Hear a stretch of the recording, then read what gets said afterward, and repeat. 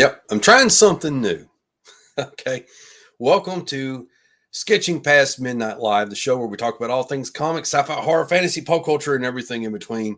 And I am, of course, your very cold and humble host, CB Smallwood, here with you on this Friday or Saturday, wherever you happen to may be, So good morning, good evening, good afternoon, good night. And like I said, I'm CB Smallwood, and this is Sketching Past Midnight Live. Not really fully organized with this because, again, anytime I try something new, any type of organization goes out the window. We do have a special guest here with us tonight, and that is, looking down at my notes, Noah MACTUTUS. MACTUTUS. That is an awesome last name. I like that. MACTUTUS. It's almost like a Spartan. Otherwise known, many of you probably know him simply as Noah or as NTM Comics. NTM Comics. When I worked at the radio station, I remember that I always had trouble with certain letters. I used to drive the station manager owner crazy because, I'd be like Rock 105.7 WTBK. And he's like, "You're saying a V. You're saying WTVK." I'm like, "No, it's WTBK. That's what I'm saying." Anyway, quick, cat, you're gonna knock everything out of whack. You're gonna ruin the universe. I'm glad that you're all here with me tonight, and for those of you that's gonna watch the replay, and let's see if I can do one of these screen share things.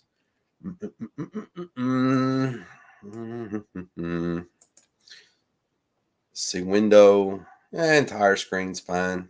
Whatever. I got nothing to hide. No secrets here. And this I if I can manage to actually have a discussion with another human and work on this tonight too, I will attempt that. Let's see. In other news, the Wildcat Anthology is still trucking forward. It's still doing really well, and I think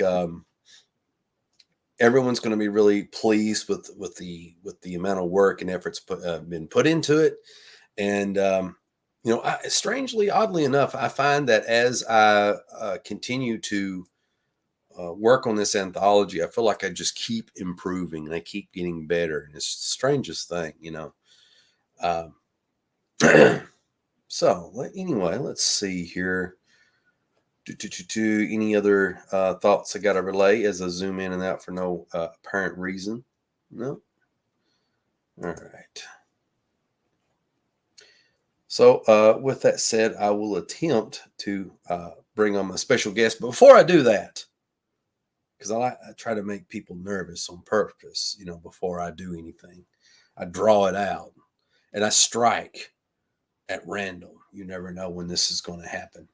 I want to pull up this Indiegogo because Noah has a Indiegogo that is funded, but is still accepting funds. It's a really great book. I know because I've seen a lot of the behind the scenes stuff. And fortunately for many of you, you're going to get to see that hopefully tonight. Barring any weird internet problems or technological problems that I have. So we're looking at Mavericks Volume 2, Judgment of Doom graphic novel, a story of a man fighting a world to save ours. And it has raised a whopping $4,465 with 73 backers.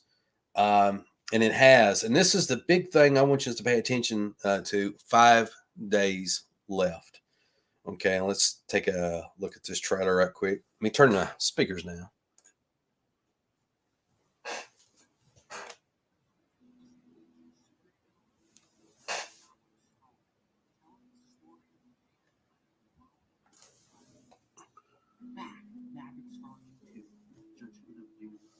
You probably can't hear that, but that's okay. I'm just going to read the rest of it. Welcome. Mavericks Volume 2, Judgment of Doom is an installment in a multi-volume story arc of a man fighting a world to save ours. After the events of Mavericks Volume 1, Decimation, Mavericks is left in a state of grief for the tragic loss of one of his closest to him and returns to Earth to find that his city is in a state of upheaval as mutants who have thought he had killed tear it apart. A galactic conqueror, a mastermind who has manipulated previous events to his benefit, has made it his focus to annihilate Mavericks' will to live and humiliate him publicly in front of the galaxies before slowly killing him to discourage any fighting spirit within the citizens of the planets who the conqueror plans to make into his slaves. The conqueror is the judge. Mavericks is the judge. Who is the jury and what is the verdict? Mavericks Volume 2, Judgment of Doom. It is 60 plus pages, done by the amazing Noah T. MACTUTUS. Volume 2 main cover, NTM Comics, Mavericks, Judgment of Doom. Look at this. Really, really cool. And he has a variant cover here. Also very cool. I like that. And then we've got this is the old school volume 1, actually. And I think this is available. You can get volume 2 and volume 1 as a special tier. This is Mavericks Decimation. And then we have some stretch goals here. And there's already been 3 of them unlocked. The only thing left is a free holographic sticker. And then we got some interior work from I was getting ready to say anthology. I'm so used to plugging the Wildcat anthology, I can't think straight. But yeah, there's that stuff. And right now, one of the main perks to select is the Volume 2 main cover, $25. Or you can get the variant cover, same price. Or probably the best deal is the catch-up, which is $48. And you get Volume 1 and Volume 2 together. Whew, that was a mouthful. I managed to pull it off. And let me check the comments, make sure. Yeah, we're all caught up. So with that said, I'll go ahead and introduce my first guest. Let me do that. Yo. Hello, Noah. How's it going? It's going great. Thanks for having me on.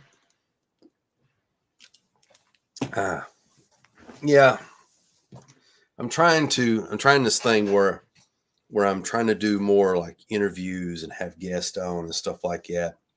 Yeah. I've been meaning to do it for a while, but it's like one of these things where things always mysteriously tear up on me and electronics go wrong. Mm-hmm.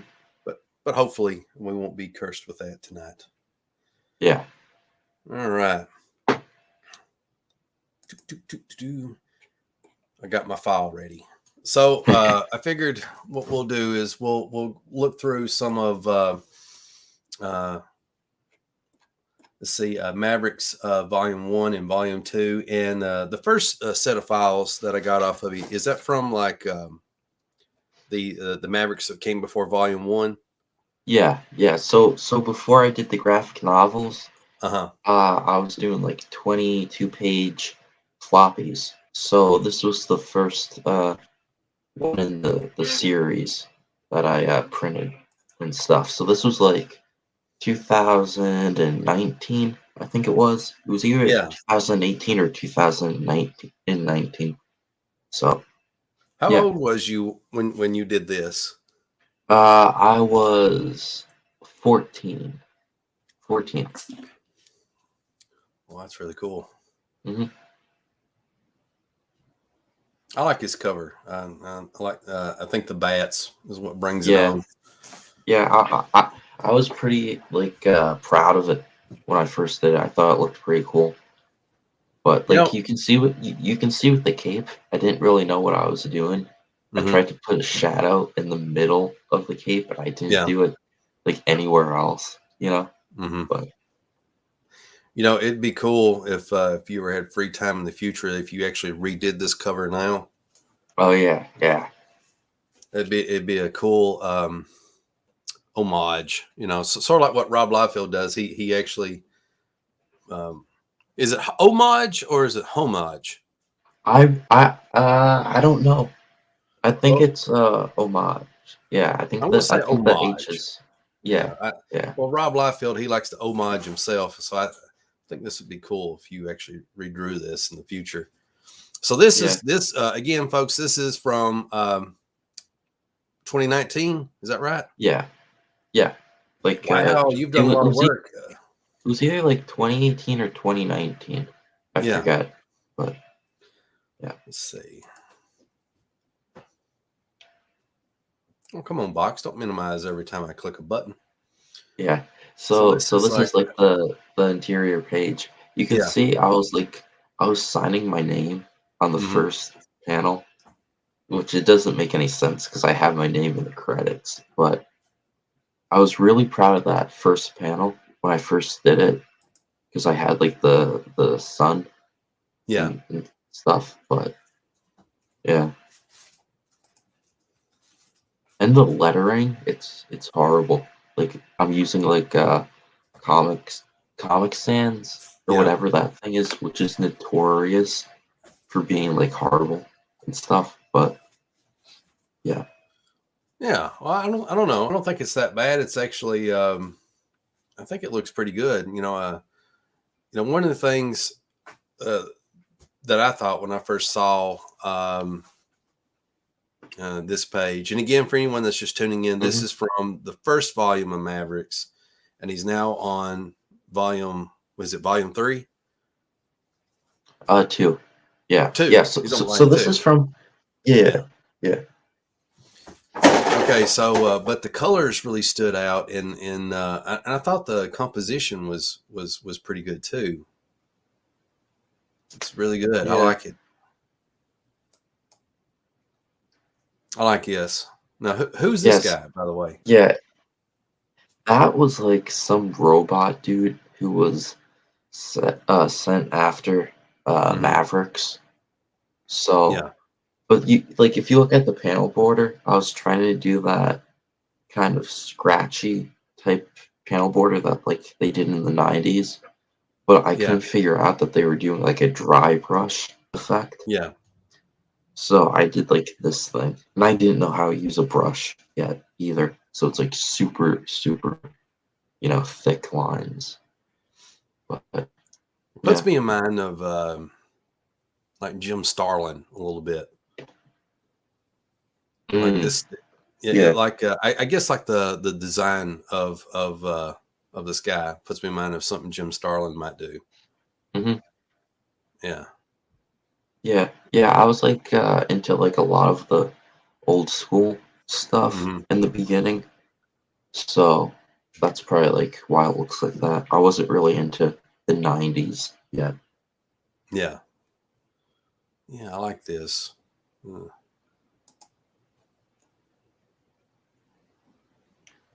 Okay. Yeah, so like that bottom panel, Hmm. I thought that was like the coolest thing ever when I did it. You can see I'm doing like the Tom McFarlane Yeah. like Spider-Man Yeah. thing, but like it's whacked out, you know? Hmm. Yeah. I mean, it's like yeah. we're going to zoom in and all the bad things. Uh, Yeah, when I first looked at it, it still looked cool, and that you know, I mean, obviously it looks like he's yeah. missing some of the rest of him, but hmm I don't know. When I look at it, I'm a guy that looks at potential a lot. Like if a Mm, musician would hand yeah, me a demo, I can hear all the missing parts in the song and stuff yeah, like that yeah, instead of just hearing it for what it is. And when I look at this and someone that was it 14 when you did this, yeah. somewhere around there? hmm It's I don't know. I feel like it's really impressive, because you're telling a Yeah. story, and then you're going out on a limb and you're trying things that you're not comfortable with. And Yeah. Like well, that when you that try that new bottom. things, I was wondering, Yeah. when you try new things, what goes through your head? Uh well, it depends on like what it is, you Hmm. know? If it's like Yeah, art wise, I'm kind of like really focused and stuff because I'm trying to like figure out how to do it. yeah, But I don't really get like nervous about it. It's mm, like, okay, I'm gonna go ahead and try and do it, you know? It's like, why not? You know? yeah. I was thinking, along the lines of what you just said, that when I look at this stuff, which is actually really good. I mean, I'm not going to say like it's mind blowingly awesome. I sound insulting when I Yeah. say that, but like you compare it, your old stuff to what you're doing now, it's like a night and day difference. Hmm. But there's so much sound stuff here, and even in some of the failed execution of some things, Hmm. and I see what you're going for, and it's really good in that context. Yeah, And I'm yeah, like thinking, the storytelling, yeah, it's it's not bad. I mean, yeah, it's clear, you know, but it's just executed poorly. Which actually happened with like the first series, which was hmm, like 10 issues I did, and then I went into the graphic novels. Like the ideas and the plot, it's actually yeah, like really cool. It's just I executed it really bad. Even like story wise, I didn't really plan stuff out and I retconned a lot of stuff. But it's like hmm, if I knew what I was doing and I took that idea, like it yeah, would have been like pretty cool. But what's really funny about this page and why yeah, I sent it in that panel where he's breaking through the window, right? I thought that was like I was like, oh, this is awesome. Okay. But yeah, look at that guy's face. yeah, It's like I don't get how I didn't see how like messed up it was and yeah. stuff. Well, I think it's like one of these things where you're so close to what you're doing, you can't Hmm. necessarily see what you've done. I don't know, but I Yeah. also think that, like, it's like, for example, you got this character busting out on the page, and then one of the cool Hmm. things that I notice is you got all this debris that's overlapping over top of him, and I feel like a lot of Yeah. people, when they're first starting out, they miss those type of details. Mm. They would have all the debris just in the background, and Yeah. and I feel like your brain is operating on a certain level to where you're thinking of this stuff, and it's interesting to me. Yeah. Like I, I was just like watching like a bunch of Todd McFarlane Mhm. videos and stuff. Yeah, Like, so I kind of took like a lot of stuff from him. So he's like, yeah, "Oh, you take the debris, bud, and you put it in front of the guys, and you don't have to draw it." So I was yeah, like, "Okay, I'll do that." But if you look at it, I got like a bunch of tangents. Like that guy's one knuckle. I yeah, got the piece of glass going right up against that edge. And it's actually hmm, it's pretty funny because now I see tangents like a lot. Like yeah, even if they're small, they stand out to me. But like if I was to redraw this page, it'd be pretty cool. Like it yeah, does have drama.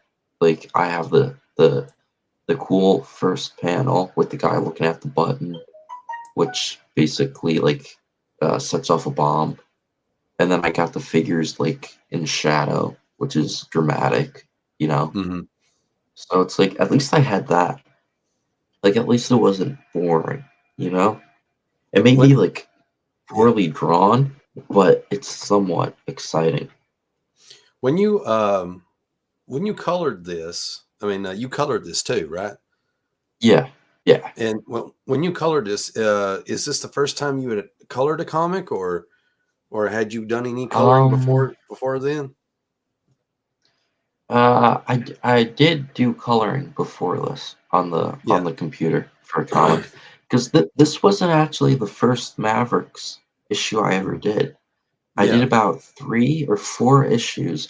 The first issue was like Ah, 7 pages and yes. stuff, and I was doing it. I didn't like the story, so I went ahead and I stopped that series, and that was Yeah. digital stuff, Yeah.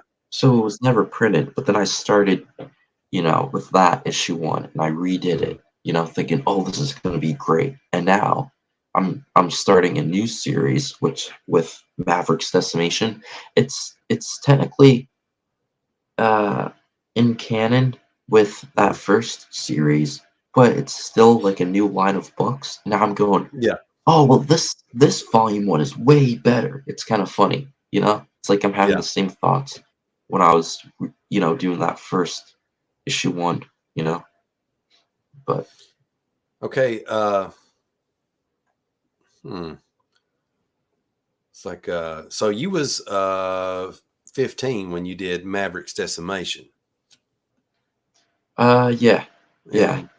And I think this is what most people know that have gotten to know you online know you from is Yeah. when you did this and released it on Indiegogo. And did it get Mhm. funded? Yeah, yeah, I got funded.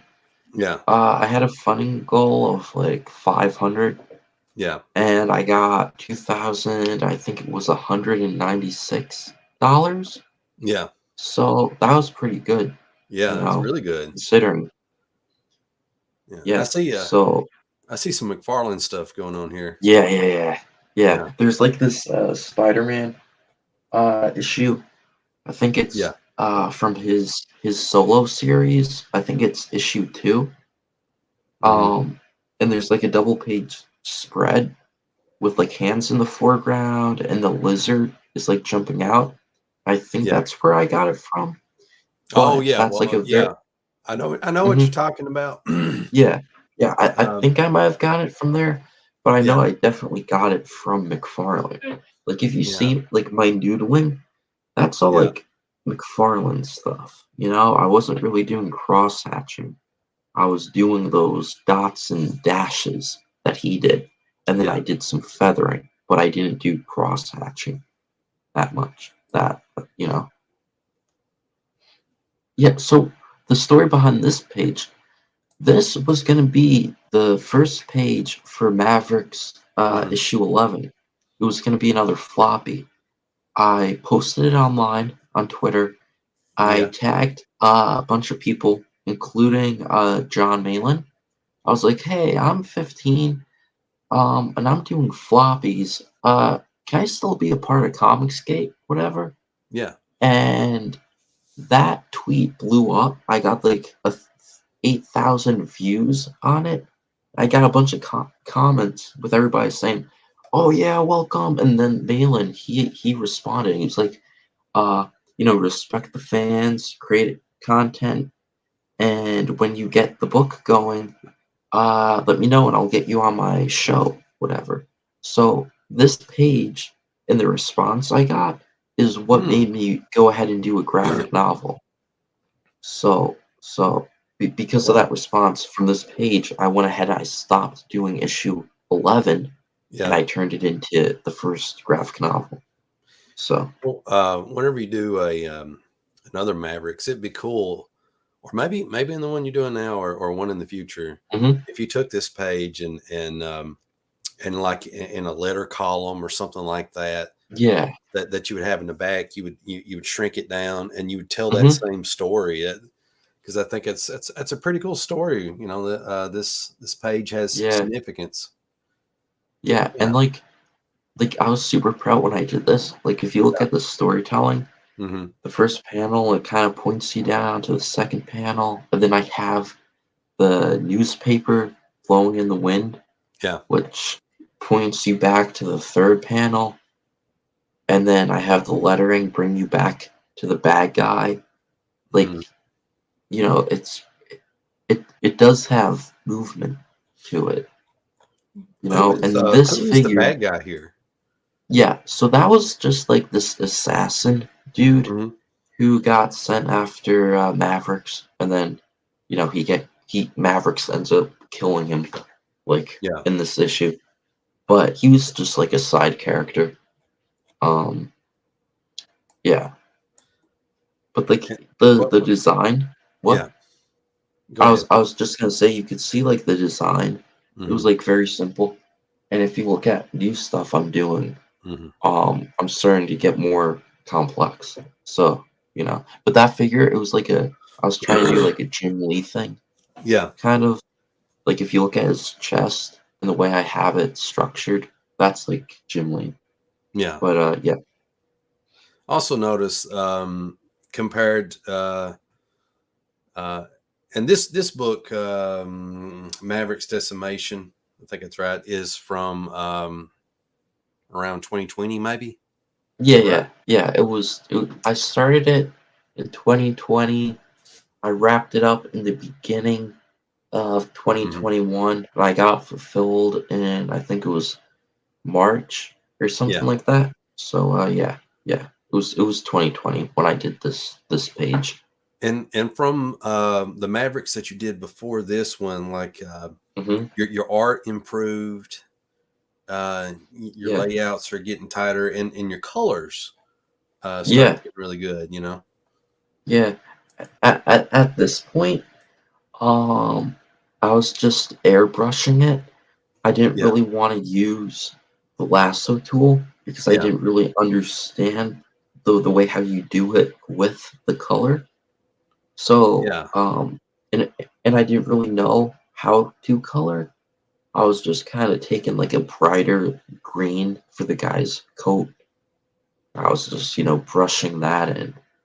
But it causes the image to be slightly blurry when you Hmm. do that. Airbrushing, it's extremely hard, Yeah. and it's very easy to make everything look very fake. Yeah. Kyle Ritter, he, on the Cyberfrog stuff, he pulls it off. He makes airbrushing look awesome, Hmm. but it's very Is hard that to is do. that what he mostly does? Is airbrushing? Yeah. Yeah.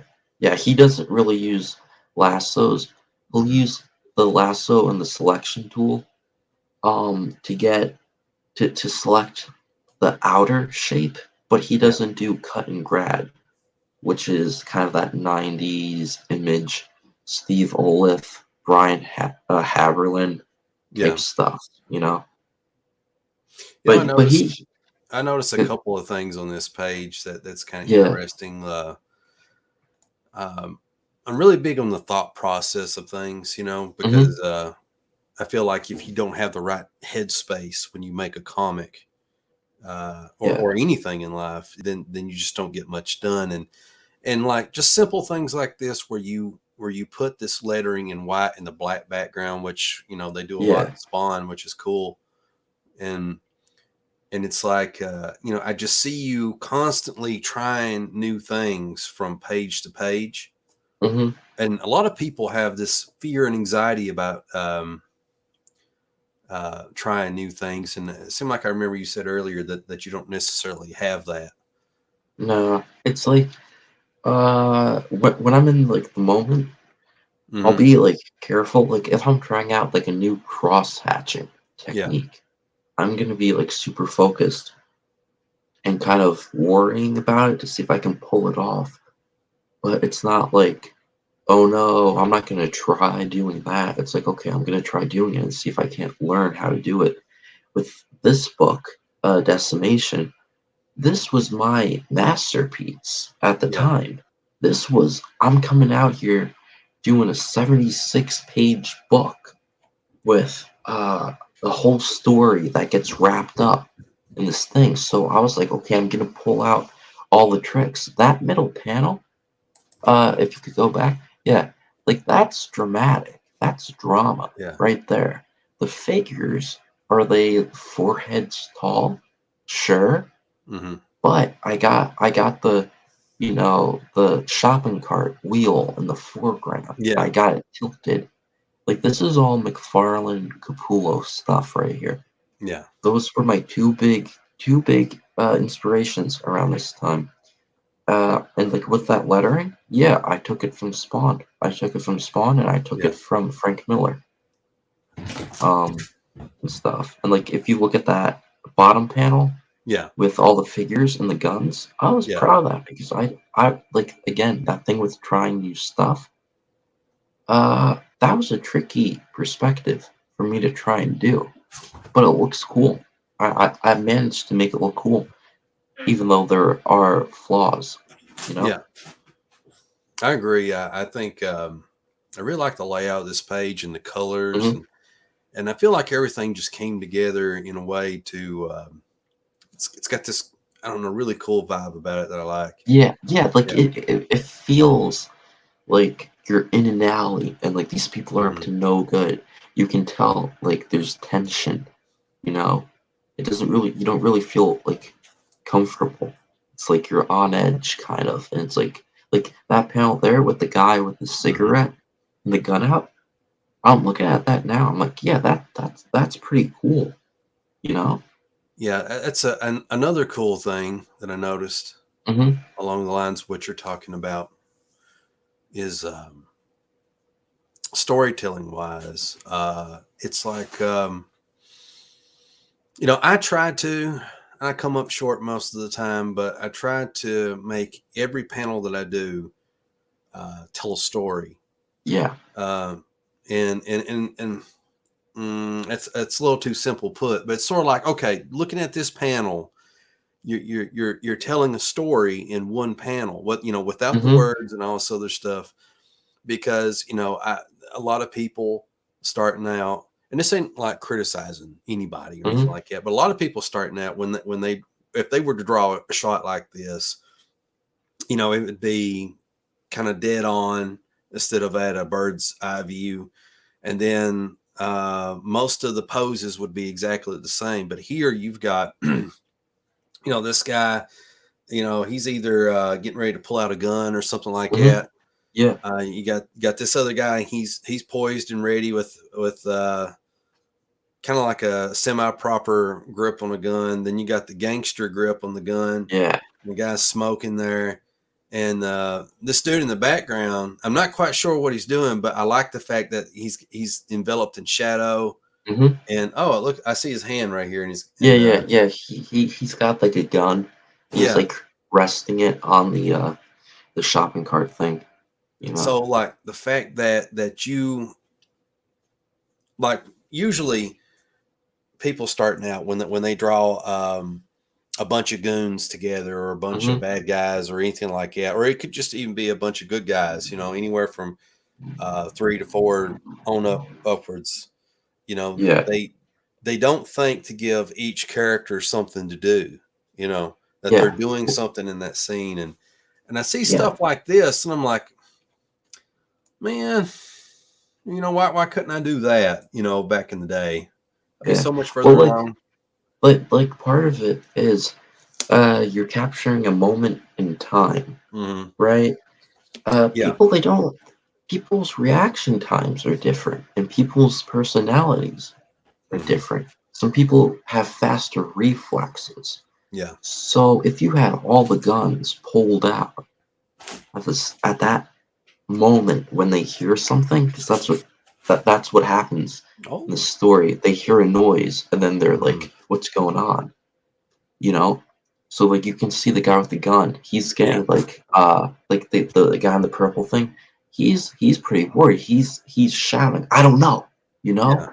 And then the other guy there with the green jacket, he's like, well, and he's kind of relaxed. His gun isn't up all the way. It's kind of down lower. He's going like, well, maybe it's a raccoon or a rat, you know? It's like they all have their different personalities and Yeah. people don't move at the same time. So when you're getting a freeze frame, it's good to have it different, you know? You And made and something and you made something in my head just explode. I'm trying to memorize right now because you said two quotes. Both of them was the same thing. I can't remember the first one, but I think the big one to take home when drawing a panel page that has multiple people or characters in it is people don't move at the same time. mhm, yeah. Wow. I like that. Yeah. And then like you were talking about how I had the one guy in shadow. Uh-huh. It's like, yeah, because I was trying to do like Frank Miller Yeah. stuff here. You know, it's like I got the gangsters. Okay, put him in shadow. You don't have to draw it, and it adds drama. You know, like here, right? This was like a pretty simple page. Yeah. So you know the first panel there, it's just black, and Mm-hmm. then you know the door. It's supposed to be like a door opening, and you see Mm-hmm. the three cops. You get closer in again, shadow. Then you just see the guy's eyes, and then you see the guy in the bed with his, you know, his brains, you know, shot out, and you got the window open. And again, I got that black, you know, area around there. So Yeah. again, you don't have to draw a lot, but it has weight and it has drama. It adds to like the atmosphere Mm. of that room, you know? Yeah. And then here you cut away and Mavericks is like on like a fire escape, whatever. And I Yeah. was I was pretty proud of how this panel here turned out. Mm-hmm. Um the background got away from me, like the clouds and stuff. I was trying that Jim Lee thing he does in his sketches, you know. Yeah. He'll take a tissue, he'll put some ink on it, and he'll dab it on the paper, and it creates like this fuzzy type look. And we'll do it for clouds. I tried that. Didn't turn out that great, but I like the way how I have the rain, the cape. Mm-hmm. He looks somewhat like uh, he looks powerful, you know, like Yeah. and stuff. So I like if I did like this is a good composition. If you could zoom out a bit, um, yeah, it's a pretty good composition. I'd say that smoke. It takes away more than it adds. Yeah. Um, but I didn't if I drew that smoking out, you know, it would look better. I would also have it going with the direction of the cape and of the wind. Mm-hmm. I remember that. I remember when I was doing that, I was like, oh, I forgot to put it in the correct direction, you know? But yeah, I love this page or yeah, a double page spread. It's mhm, awesome. yeah, This is great. yeah. The, Wow. like, when I did that, I was like pretty proud of it. I thought it was like awesome, you Yeah. know? Like like that was like the peak. That was like, okay, I'm doing this huge big thing. I got this monster, dude. Mm-hmm. Um, if you zoom in on that monster, we can actually see I was taking a brush and I was just going in there, and you can see how it was split. You know, like the Yeah. hairs were split, so you can see spots where I dabbed it, and it did like this cool like texture thing. And like I was just going in there, and I was just like being fearless. Like I was just putting down ink, getting it down. You know, trying to make it be as intense as I could. And then, you know, I had the panels around it trying to tell a story, Mm-hmm. which I think it was kind of cool. It did have some drama to it. Let's see. Yeah, so see, again, I did a thing I got from Spawn. That first panel, you see how I have that white triangle? Mm-hmm. Greg Capullo would do that a lot in his compositions. He would, you know, black some areas in, and he'd do like triangle shapes, stuff like that. So, you know, you see the monster behind him. Yeah. You see, then you flip the perspective, and then bam, he gets hit by the monster and the big image. And then if you move over to the other panels on the yeah, like across, yeah, then you know this was supposed to show him like being grabbed by the throat, you know, and like we got like those cool like like things coming from behind the monster, like those Mm-hmm. eye things. So like it's pretty cool because like that thing was like, okay, I'm putting you in the POV of Mavericks, so like you could kind of see what it was like. But I don't really like that panel too much. Like I Yeah. don't really think it's that good. Mainly because you can't really tell he's holding him by the throat.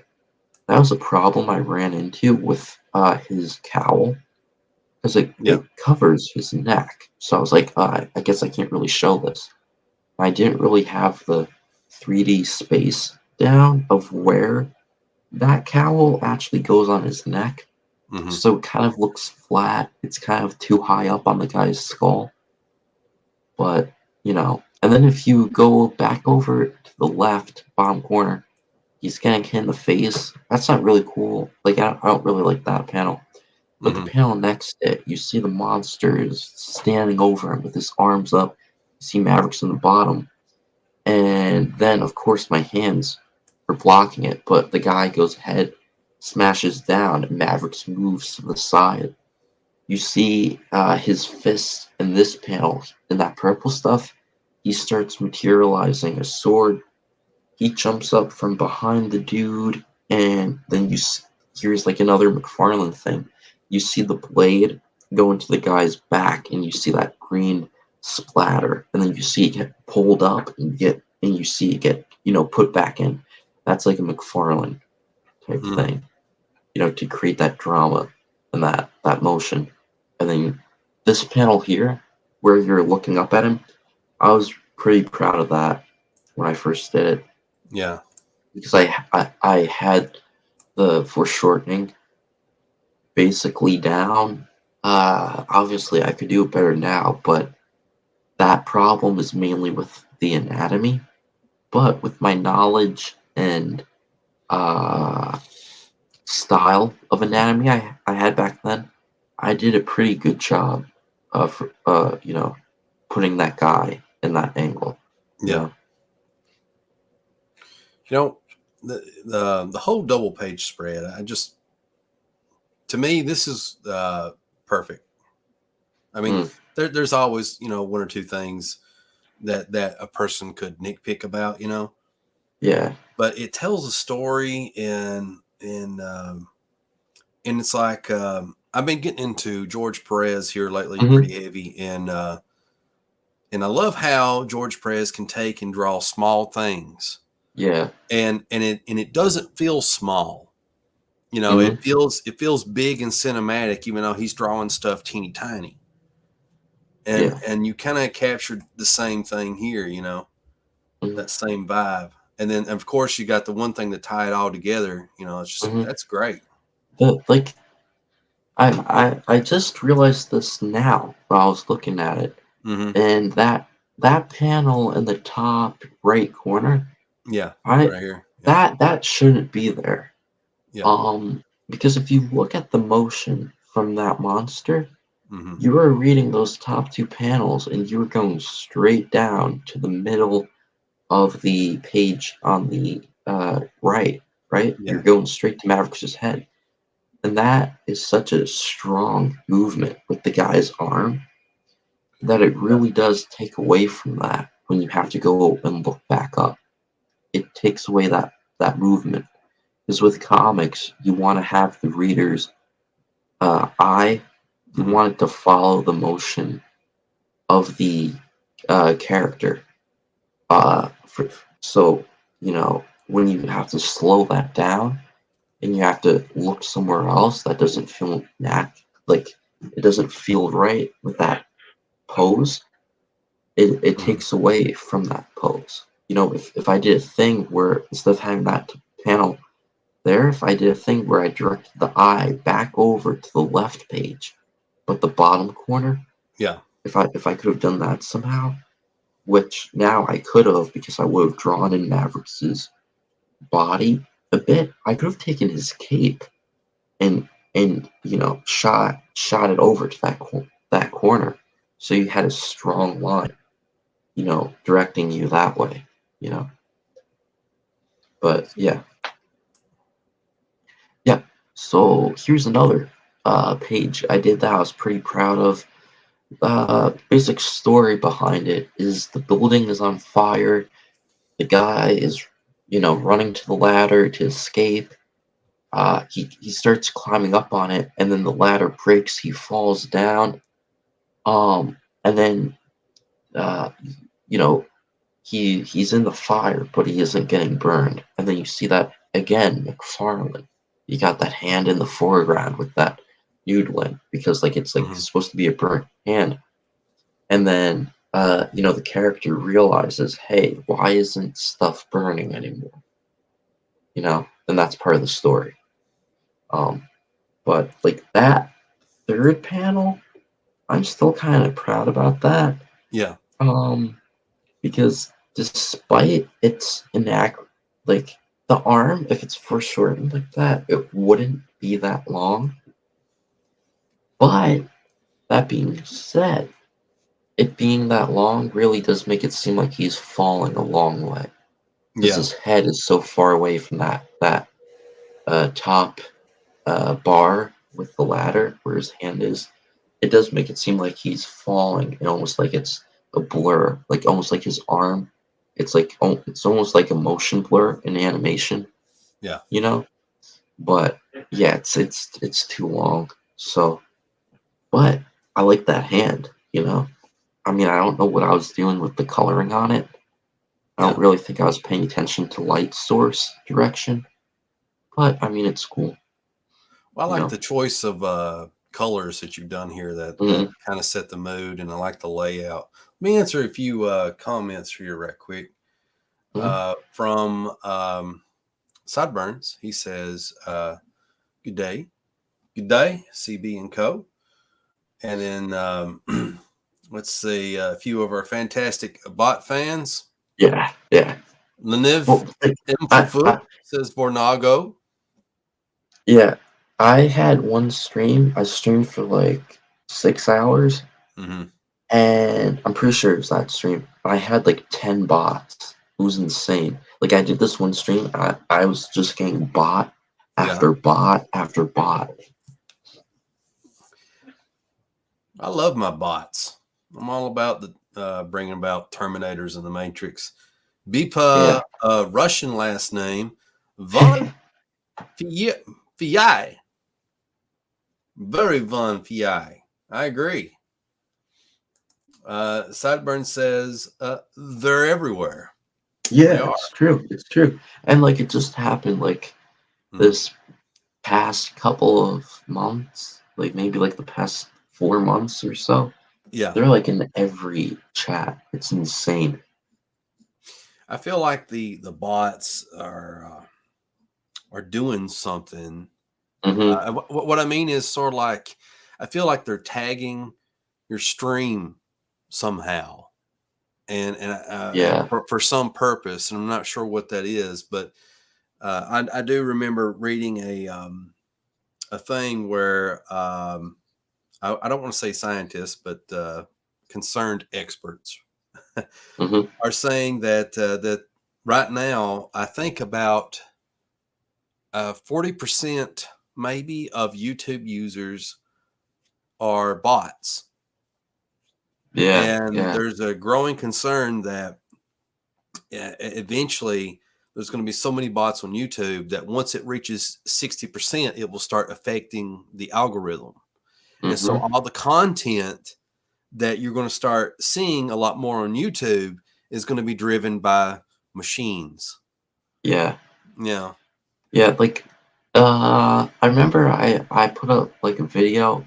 I think it Hmm. was 2021. Yeah. I was like trying to make like videos.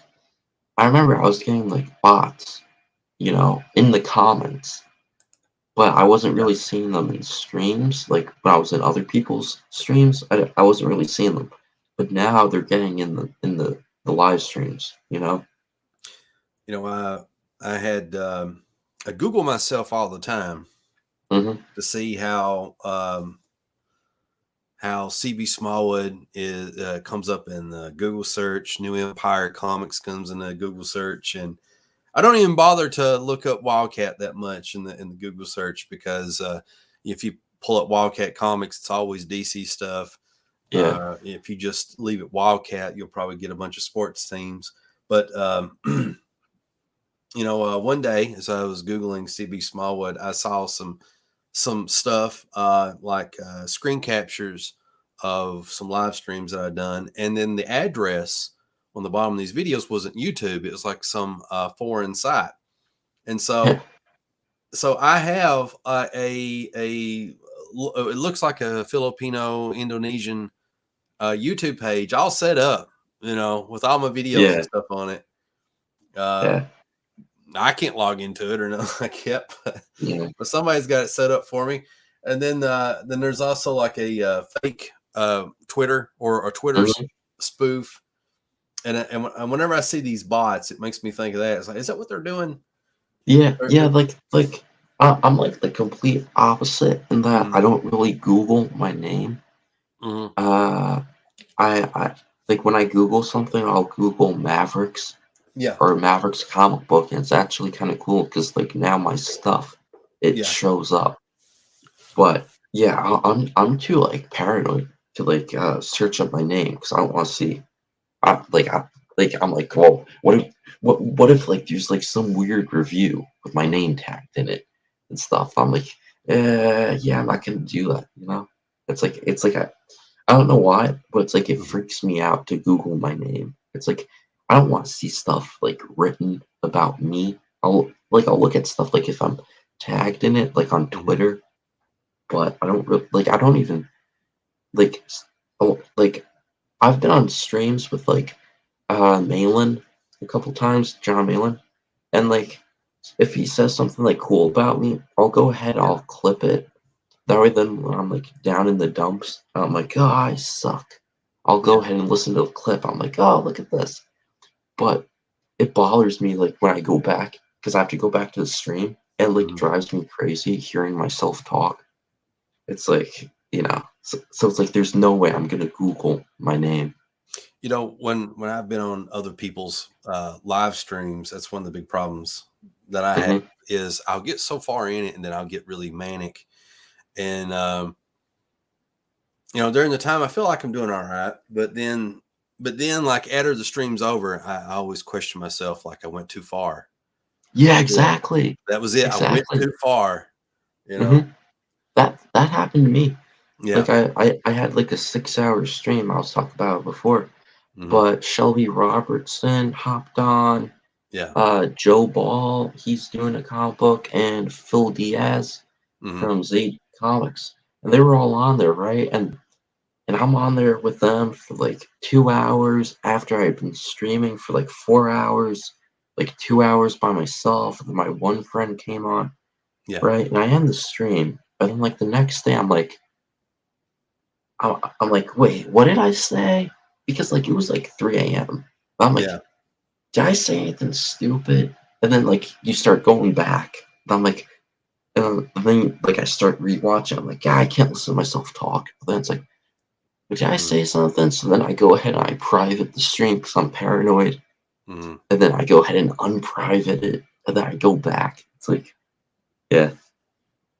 But, I tried to embrace it a little bit more and realize that the whole social media thing is all about being social yeah. and I'm kind of a crazy person anyway, so it's like the the crazier you are, the more you're rewarded for it, because people Hmm. people want to be entertained, and so and I think for the most part, initially, especially on social media, people don't really see you as a person. You're a product Hmm. or something like that, and Yeah.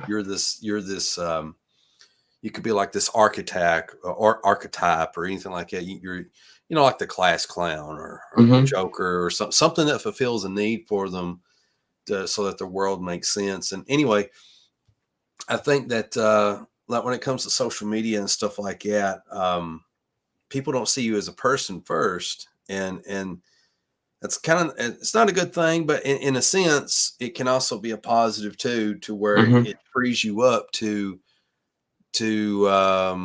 to be a showman, you know, and Yeah. to lose a little bit of that fear and anxiety. I still have it though when I go on other people's streams because it's just I Yeah. think you know what it is. I think it's a loss of control Mm. when you're on somebody else's stream. It's like you don't want to be rude when you want to leave early if you had to. Yeah. There's also like a thing where you don't want to mess up. You don't want to mess up their show and all this other Hmm. stuff. Yeah. Yeah. Uh, Exactly. It's like when yeah. you're on someone else's show, Hmm. they're controlling the pace of it, right? So it's like, especially like when you're on a panel with like a bunch of people, Yeah. a lot of people, they want to say what they want to say, and they'll just like talk and talk and talk and talk and talk. And it's like you're trying to find a spot to say something, right? Because you just don't want to be like sitting there not doing anything. But Yeah. like it for me, being on someone else's stream is kind of easier because I don't have to run everything, so I don't feel obligated to have a topic or Mm. something like Mhm. that. It's like Yeah. I can kind of just sit there and kind of talk here and there. But it depends on like what people I'm with, Yeah. because like if it's like when I'm on Malin's show, he does like a Comicsgate presents thing where he'll have a bunch of people on to talk about their campaigns. Hmm. Then that's when I get nervous. But like if it's like something where it's like okay, I know the people, then that's like a lot more easier than running a show while talking to people. I had an interesting thought, and now it's gone. I Mm, hope I can. I wonder if I can backtrack to it. I can't remember what it was. I mean, it's about what we was talking about, but yeah. I think I remember. You know, when I'm on other people's shows, I kind of do the opposite, where you feel comfortable in a sense of where you don't have to worry about choosing a topic or anything, Hmm. because the other person's kind of running it. I get more like uh, uh, I get hungry. I'm always hungry, trying to better myself, get my name out there and stuff like that. Because, I want to do it for a living or try Mm, to anyway.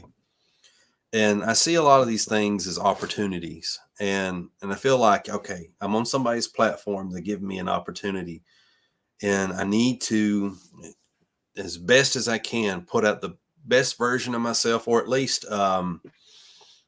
get all the right information out and just no, like a lot of that stuff yeah. goes through my head sometimes. And so it's kind of what goes Hmm. through there. Oh, let me answer this comment right quick. I've had it up forever, but it's from our excellent friend Despain Comics. He says, "Hi Noah, did you get any feedback from your backers after they read your first book?" Yeah. Yeah. One person put up a review. Uh, some other people did like an unboxing. Hmm. One guy, I was streaming at like 9 p.m. today.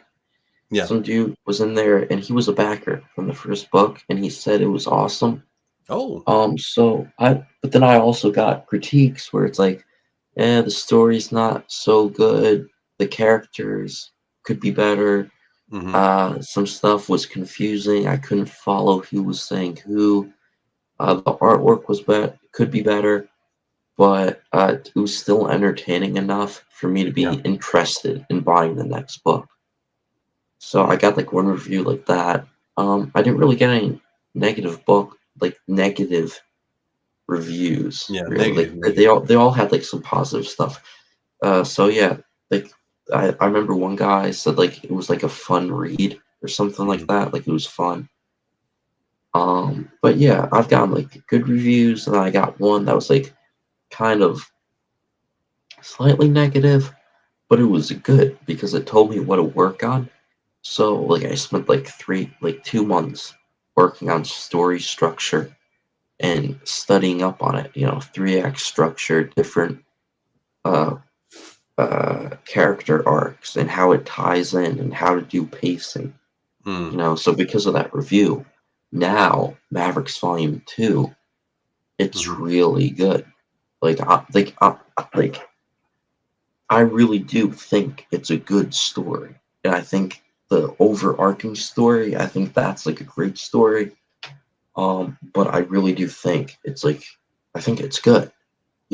So it's like now, of course, that kind of happens when you're working on a project Yeah. because you kind of get in your own head because you have to believe that you're doing a good job, kind of to keep doing it. Mhm. If you're drawing there and you're like, this is garbage, and you're like, everything's garbage, you're probably not going to do that good of a work. And if you are, then, and if you do think it's garbage, well, then why if you think this page is garbage, why publish it? So it's like you kind of gotta think you're doing good work. But here, like, I genuinely think the story is really, really good.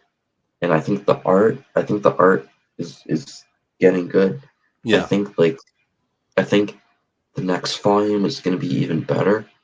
And then the volume after that, that's gonna be like the testing ground because volume 4, it's like an all-out battle.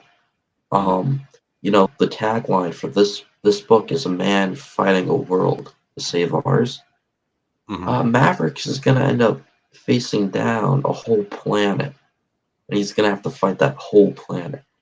Oh. There's gonna be a huge battle, and Mavericks he may have some people kind of helping him out, but they're gonna be outnumbered, and it's gonna be like this epic thing. I'm thinking I might make it all double page spreads, so it's Yeah. all horizontal. So that's going to be the testing ground to see how good I am at that moment when I get to volume 4. Because that's just going to be like all out action. But yeah, back to this art. This panel, this page, this is really interesting because there's a story to it. So I have an editor. My dad's my editor. Mhm. So, he'll check, for like the dialogue, stuff like that, grammar and stuff. He'll be like, no, you can't put this thing in there, do this thing, whatever. But he also started critiquing the art with this book. Mhm. And um Was it helpful? that yeah. Well, Yeah. like here's the thing. When you're like 2 weeks away from when you want to send it to print, okay, and you just did 76 pages, you do not want to make any changes at all. You're like, come on, Mhm. just give me the approval. Let me set up the print file, send this to print. So when it's, midnight and your dad's like, Noah, this panel here, you need to fix this guy's hands. I think like, like that middle panel, he's like, Mhm. I think those hands could be better there. Can you go ahead and change that? It's like, you don't want to do it, you go ahead and do it anyway. And it was basically like it wasn't like the claws, like they weren't right. Um, so Mhm. he had me go in there and change it, and now it looks awesome. Like the way how I have the figure blacked out as he's getting blasted by the thing. Mhm. Like I think that panel it kind of looks cool, but it goes back to the thing before. The execution might not be great, but my storytelling it is exciting. It's not, What would you boring. recommend? Would you recommend to people that when they're drawing their comic and they're so far along, and then they realize that there's things that are mistakes from prior pages that they had penciled in ink? Would you recommend to them to go in and change that stuff, or just keep going? I'd say it depends on your deadline. Hmm. It depends on how big that problem is. Yeah. If it's something small, but it's not super noticeable, Hmm. well then maybe you leave it. Yeah. But if you're like, yeah, that's gonna bother me, go ahead and change it because you're gonna have to live with this book. If it's something big, like I'm talking like big in size, like if it's like a like if it takes up half of the page and it's like that big of a problem, uh, I would, again, is it a huge problem? Yeah. If it is, you gotta fix it no matter that it's gonna be a ton of work to redo that. You know, you have to weigh it out. But like what I'm doing, I am going back and redrawing panels and, scanning it in and pasting it over the previous page. I'm redrawing a page right now, Hmm. re-inking it. Like I had to repencil it, and now I'm re-inking it Hmm. because this book has to be the best it can be. Yeah. So I'd say use your discretion, but don't be lazy. Don't make your choices based on the fact I don't feel like that. Yeah. I'm too tired. Don't base it off of that, right? Hmm. It's like uh, I'm a big Rambo fan, right?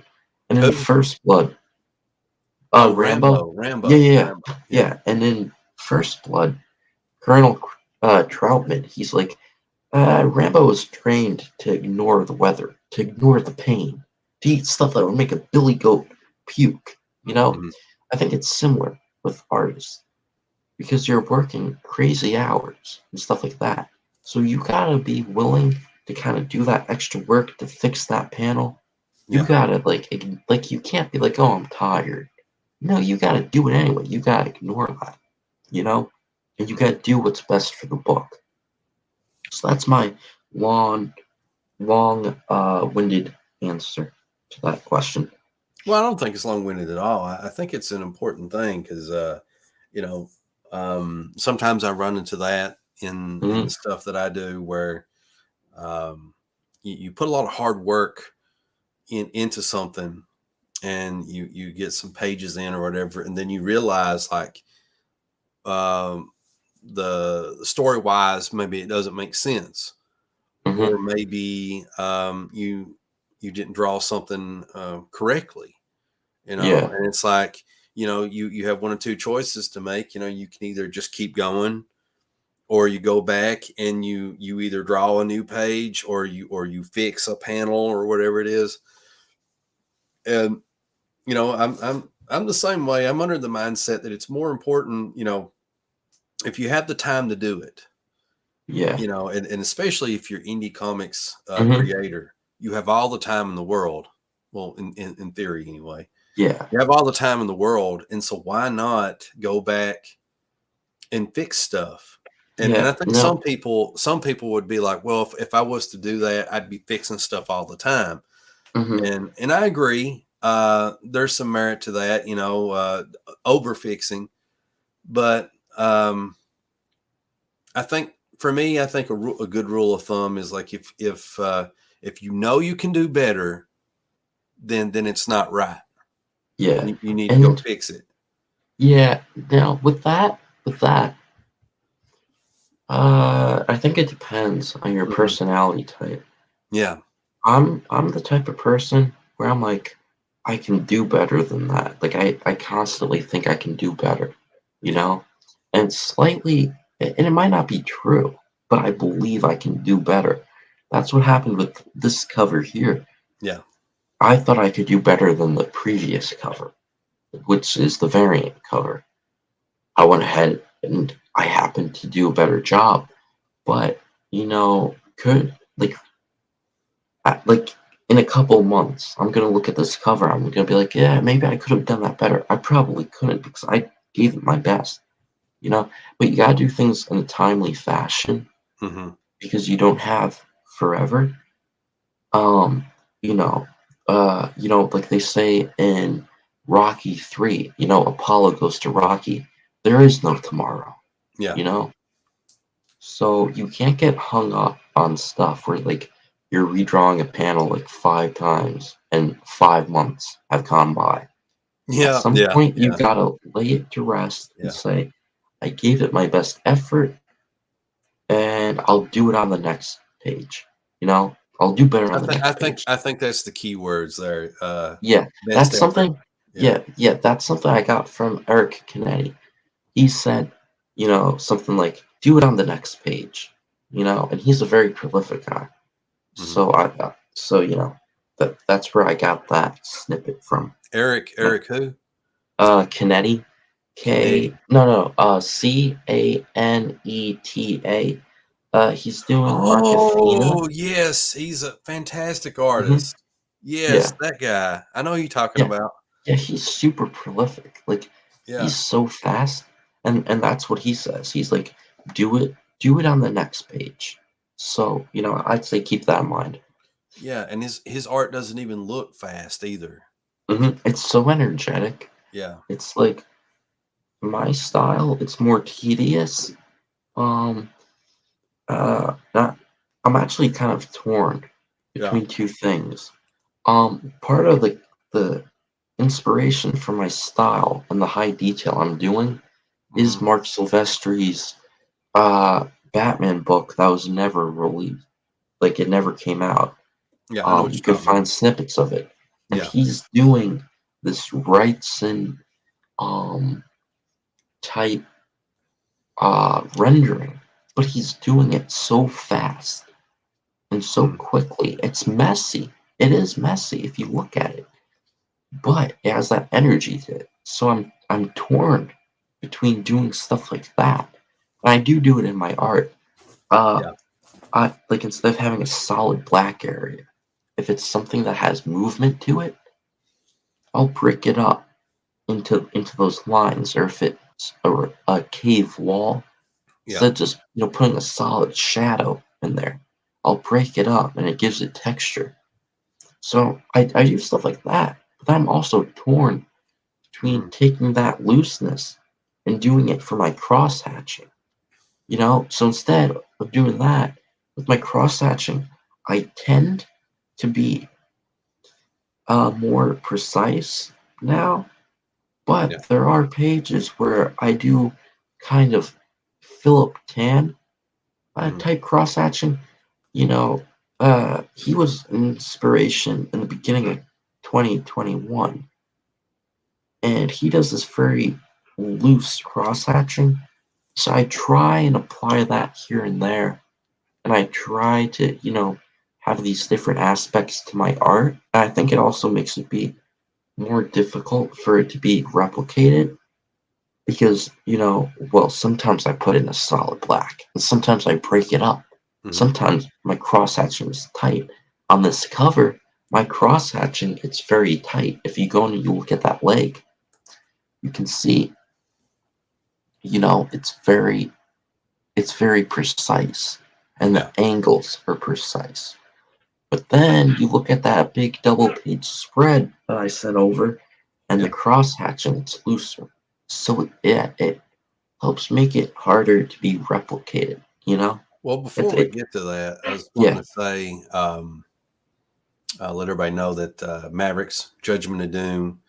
I mean, you've upgraded the logo, title Hmm. font, all this stuff, and really love this. Thank you. And this is the new book. This is what's coming out. This is what's on Indiegogo Hmm. right now, and there's 5 days left. Yeah. There's Colors, 5 days left in the first 30. I am gonna extend it for mm-hmm. another 30, and then it'll be in demand, Yeah, so I can still bring in some, more sales as I work on the book. yeah, Because once I get this one double page spread done with the city, yeah, I'm guessing I'm gonna get more backers because I'm telling you, I'm gonna out detail like everybody with this double page spread. But yeah, this is like the first page. We're just setting up the scene. We got the guy on the throne. That second panel, technically it's the third panel, but yeah, that one there, that's actually a panel I redrew. mm, Um, and I went ahead and I cut it out. No. I went ahead, scanned it, cropped it, and pasted it in because the storytelling was better, and I didn't like the first panel. So now you can tell exactly where that throne is because I established the candle and it's the second panel, but technically it's the first panel. I mm, go up one. Yeah, that like first rectangle. I established the candle there. So now you can tell exactly where that throne is because I have the candle in the foreground. That's Yeah. something else with the storytelling. I established it, and even if the reader doesn't like, oh, there's a candle there, they know that that's a candle, and so subconsciously it ties it together. You Mm. know, No, I have a question. Like, who is Mavericks? Mavericks is well, it's kind of silly. I named him after myself because Hmm. I created him when I was like 13, and Hmm. everybody at like my school. It wasn't really school because I'm homeschooled, but it was like a thing I would go to. The people who had their own superheroes, they'd name them after themselves. Yeah. So this character is Noah Matthews. Uh, he is he's like 24, something like that. Yeah. Because I think this book takes place in 2021. So he's like 24. Uh, he is a detective for the police department. That's his normal job. Yeah. Um, but yeah, he's the superhero. His origin it's unique because he's the only superhero who I know of whose Hmm. origin is gaining powers and then losing them and not getting them back. Mm. He was given powers and then he lost them, but his body kind of stayed the same. But he's still at the peak of human health, Yeah. but he no longer has the special abilities. He can no longer do stuff by himself. So his brother created like this suit, which is powered by this thing called AID, artificial intelligent droid. It's Hmm. like nanotech, but it's energy. It's like a symbiote almost, and it can materialize things.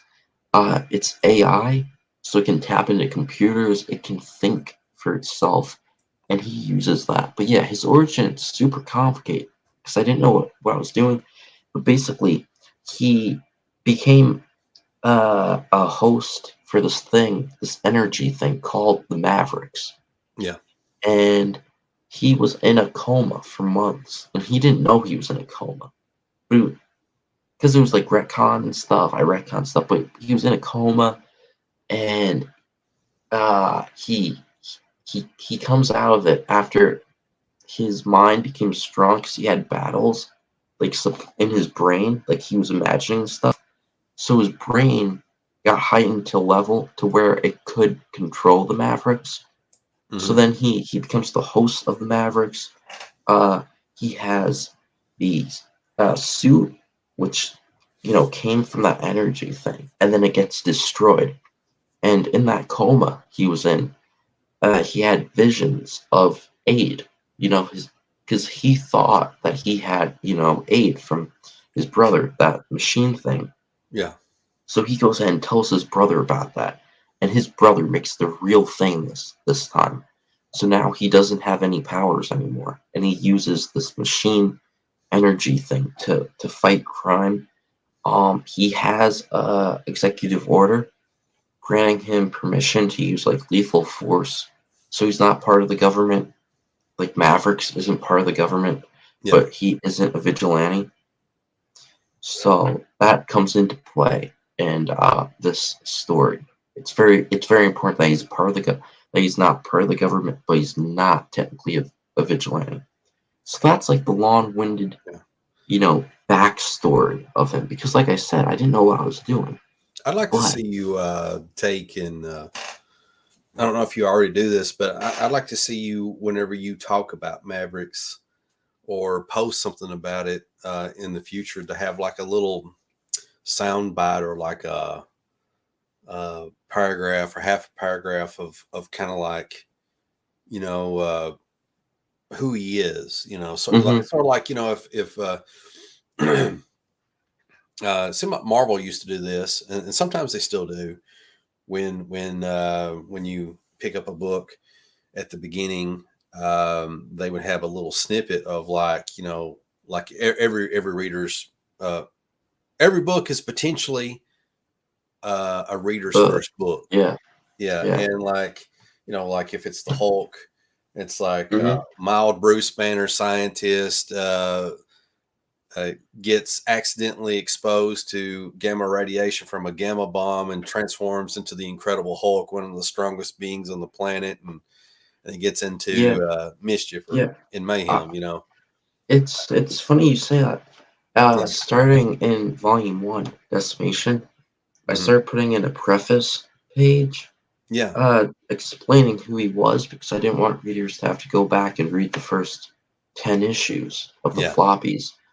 Um, so I do have that, and I'll actually just read it because it's like, here's the thing: the origin is complicated, but Hmm. it's a good origin, and I Yeah. got simplified in this thing. So I'll read it to make up for my, nonsense that I was saying.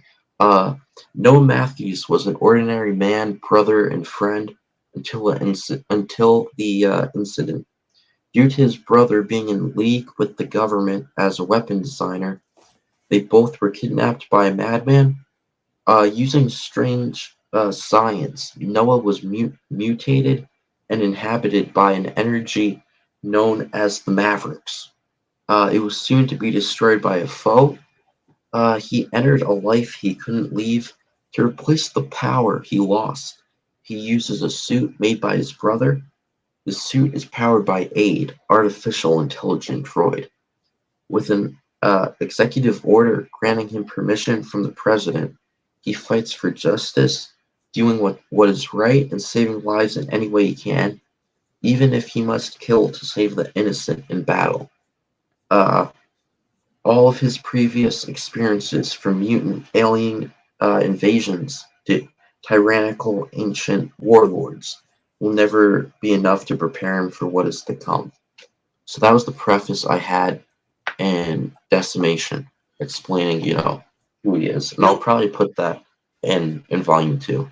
I was thinking like, if you ever was to consider re-editing that, like Mm-hmm. maybe cut off the top part of the cake and Mm-hmm. just start talking like, a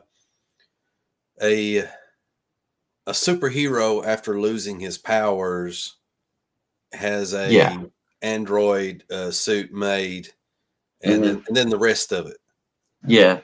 Yeah. Have you the inspiration behind that thing uh, was Prophet number one.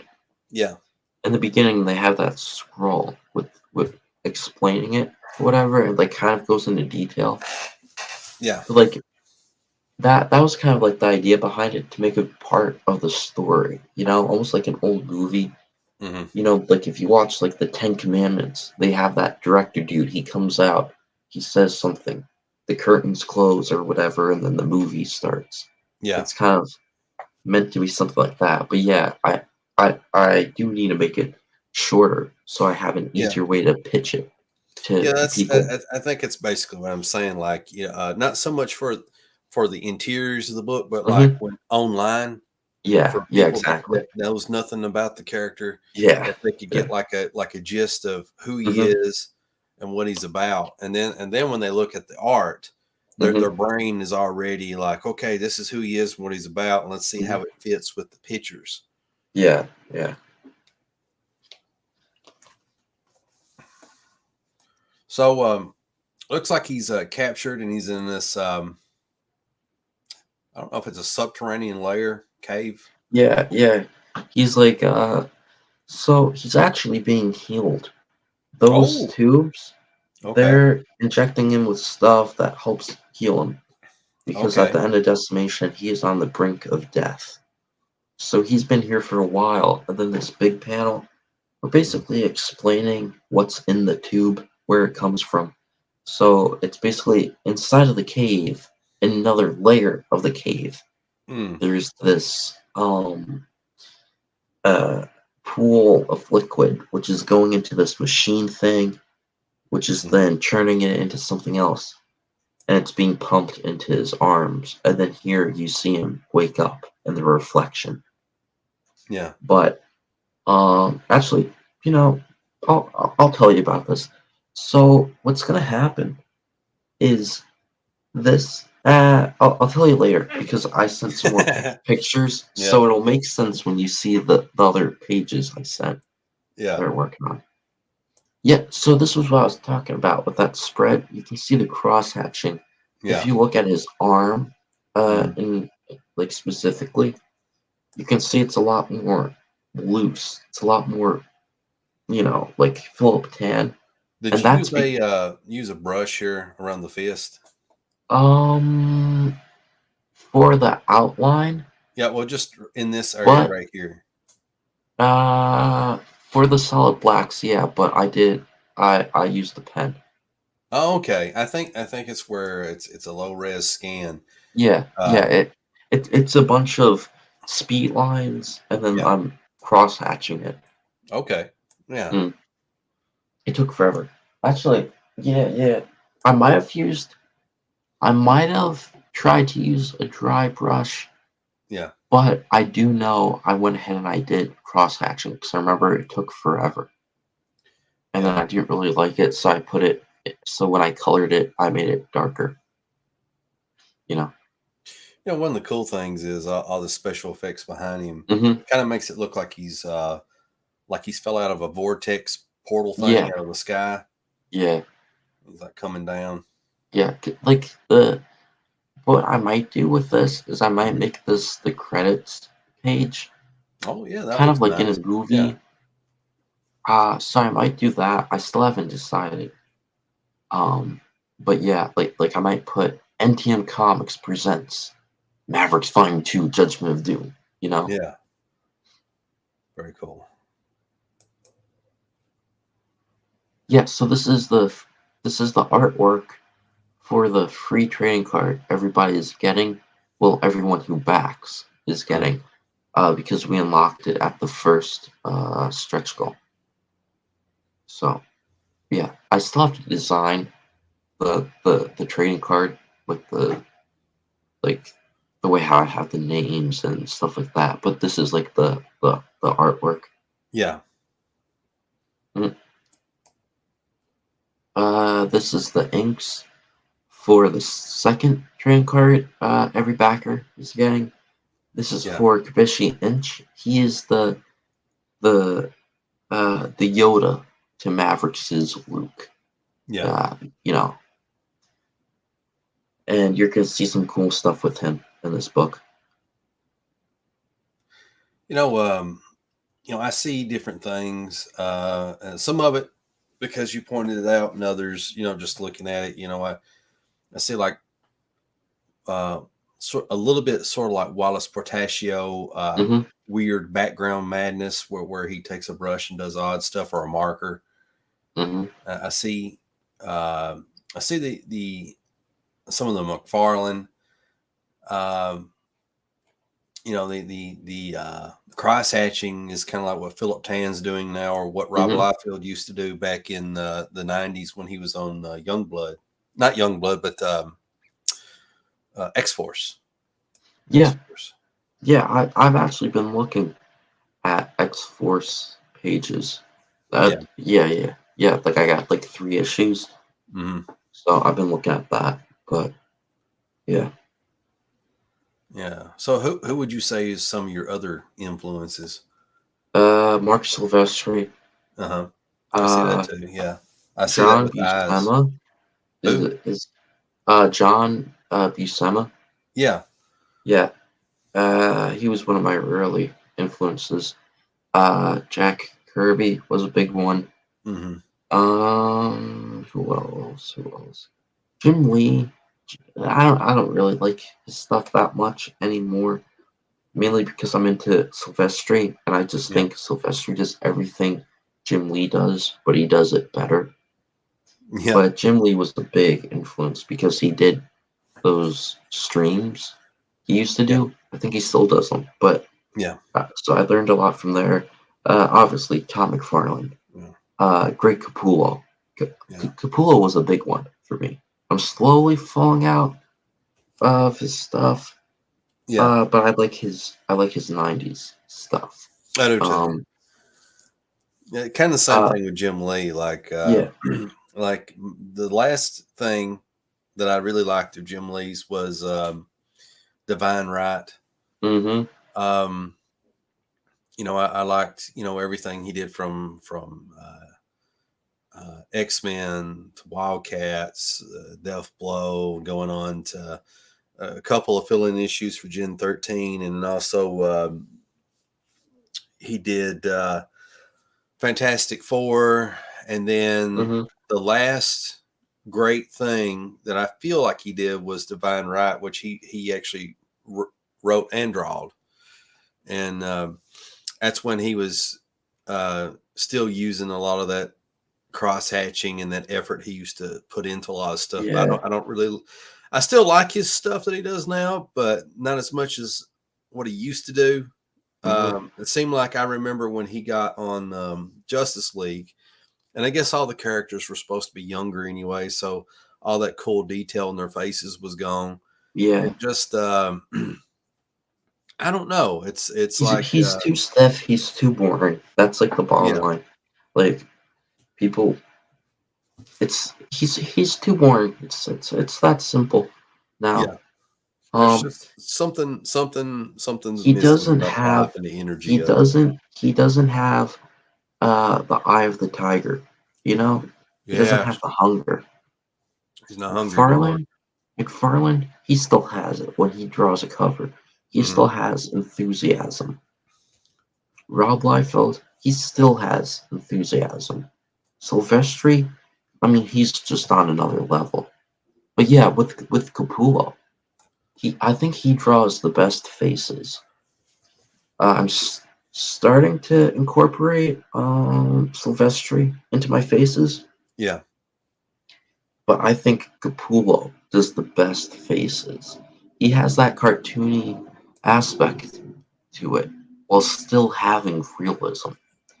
I just yeah, think it's awesome. yeah. I think once you if you was to embrace more Silvestri into your faces, I think that's what's going to send you over the moon. Yeah. Because like your everything else is like really fell into place with the layouts, storytelling, Hmm. cross hatching. Well, look at this. It's like this Stephen Platt. Like I'm stuttering now. Stephen Platt, Yeah. Rob Willis kind of looking thing going on Yeah. here. Yeah. Yeah, I like Like that. like that's a funny thing. That panel, I think it could be better, Yeah. but I saved it Hmm. with that explosion thing. You know? Yeah. Again, it's McFarlane. It's McFarlane. McFarlane, he hides stuff. He directs the eye to something else to take it away from the thing that he could have done better. So the explosion thing looks so cool. It that's the hides funny thing with mistakes. McFarlane is I remember he talks about people pay to see a cool Superman Yeah. and all this other stuff, and I agree with that. But I think it's funny though. It's like I think one of the things that makes McFarlane so great is his backgrounds Hmm. because he actually puts a lot of thought and effort into his backgrounds. Yeah. Where Very. where where other artists that were before him on Spider-Man, they would just draw just If. kind of like I don't want to say an outline of a building, but Hmm. basically they would do an outline with a few details slapped on it. Yeah. Yeah. There are If. exceptions to that, Yeah. but I feel like If when he got on the book, he really he I was on remember putting fire, scratches he and was everything he on was them. he was on fire when Yeah, he got to his tech, Spawn. his tech too was cool. Rubble. Spawn issue 1. Yeah. He did some of the greatest buildings Hmm. ever, and he did all the tricks with them. The opening sequence, he has them shadowed out, and he does this thing where Spawn is jumping off of a building, and he blurs the buildings out with these vertical lines carrying the motion of Spawn. Hmm. But he does it impression like it's an impression, Yeah. which is what Silvestri does, which is what I'm getting in really with him, is the impression. And yeah, McFarlane would do that with buildings. But like this face here, I'm gonna redo this face because I don't like the rest of the page. Hmm. So what I'm gonna do is I'm starting to lightbox more. Yeah, I really like Um, I, this face, by the way. It's kind of like yeah, George Perez and Silvestri had a baby. yeah. Like Yeah. I like it, but there's like these small things, like the teeth, they are Mhm. slightly off center with his nose. Yeah. I think I could do some other stuff better, and I don't like the rest of the page. Yeah. So what I'm gonna do is I'm gonna light box it so I don't waste this face, but I'll be able to make those small adjustments, like with the teeth, stuff like that. I'll be able to make it look better while not wasting this completely. Yeah. Yeah.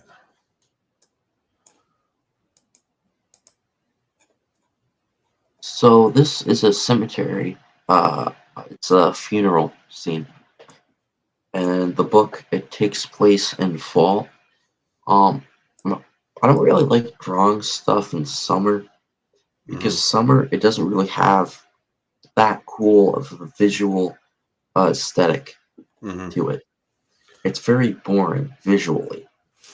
Everything is green. The sky is blue. Yeah. Not a lot of clouds. It's very clean. It doesn't have mood. It doesn't have atmosphere. It's hard to convey, you know? So I like doing stuff in fall and winter because you have the wind, you have the rain, you have the leaves blowing, or you have the snow falling. So this is set in fall, so I have the trees blowing. I have the dramatic angle, you know, with the Hmm. establishing shot. And then if you scroll down to the middle panel, again, I'm doing McFarlane. This is McFarlane. You got to create, the illusion of 3D on a, you know, 2D thing, Yeah. So I have the leaves flowing into the foreground, which frames the characters. Uh, I also frame them with the tree. So the Hmm. tree sends you around to the right, and then those leaves pull you back to the left, and you're out of the panel. See, it's a smooth thing, I you like know. this Silvestri Wrightston looking Mm-hmm. Clouds, background yeah. with the scritchy scratchy Mm-hmm. wind and stuff. Yeah. And the cool thing is when I color Hmm. this thing's gonna pop because I'm gonna do a color hold on the background. Okay. So those lines, they're gonna be faded out, and it's gonna make the characters pop. Hmm. It's gonna be awesome. Yeah, and then like here, like you got like the grandma, whatever, she's blowing her nose, the tissue, the tissue handkerchief thing is blowing in the wind. You've got the stern, uh, old man there. You got like the young, girl, whatever, with her hair blowing in the wind. But that's like the best like female face I've drawn, Yeah, and it looks really best good. female hair. So Yeah. I'm really proud of this page.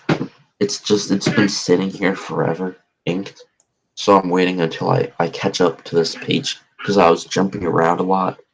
And I Yeah. think I said it on the stream. I'm trying to work in order now.